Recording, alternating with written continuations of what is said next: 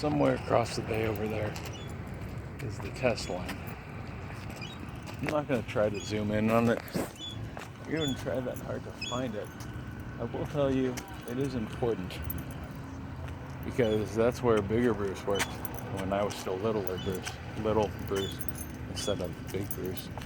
And over at the test line, a couple times he brought me to work,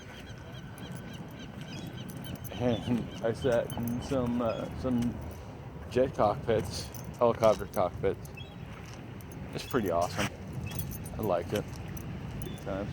Now over there somewhere there are battleship moorings from World War II, and up on the hill over there are these two big divots that the military had dug out of Point Loma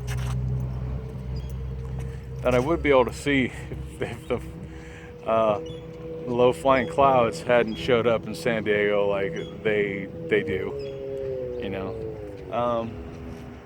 They dug it out, World War I. They put coal in them, never used again. Battleships, this was Battleship Row. So right across here is Battleship Row, down the bay. They still have the aircraft carriers and aircraft carrier tenders. Everything else is at Naval Base San Diego. This is the Naval Air Station. You know, all the jets from the aircraft carriers, they go to El Centro now. I know they still do stuff over there because I'll hear their engines, and the engines are way louder from here than they are from Lindbergh, you know. I also got to go in the oxygen shop when Bigger Bruce worked there. Great story. Bigger Bruce smoked.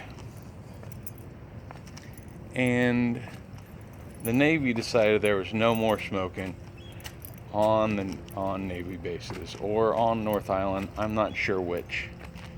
So in the oxygen shop, you had to be outside to smoke. In the oxygen shop around Bigger Bruce's desk, which was, you know, his desk and where he worked on injection seats and other things, you know, work desk also, you know, there's a computer somewhere, I know that. So on his work desk, around his work desk, he painted a big yellow line, and inside the yellow line he wrote "outside," and continued to smoke at his desk. And everyone from all around would come and continue to smoke at his desk. And great fun was had by all until he stopped smoking. But he maintained the outside line, and everyone came to smoke at his desk. Now, if you wanted your work to get done quicker than the regs allowed, you better bring him a hat. And one time, Bigger Bruce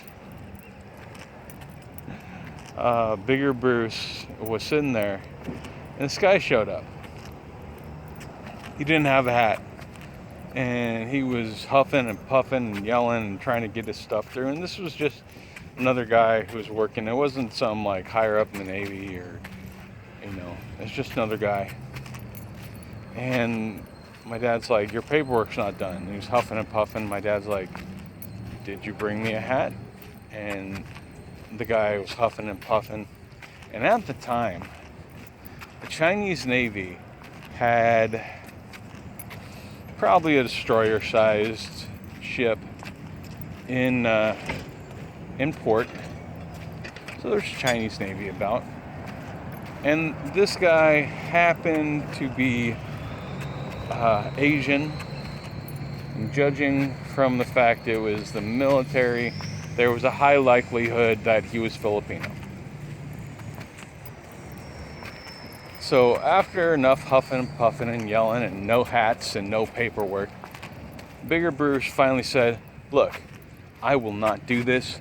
How do I know you're not a Chinese spy?" And this seemed to have made this man very angry. So he said, "I'm going to your supervisor." And Bigger Bruce said, "Go ahead." So guy goes to supervisor and tells his whole story, and supervisor says, "Do you have the paperwork?" The guy says no. And he says, Supervisor says, "Did you bring a hat?"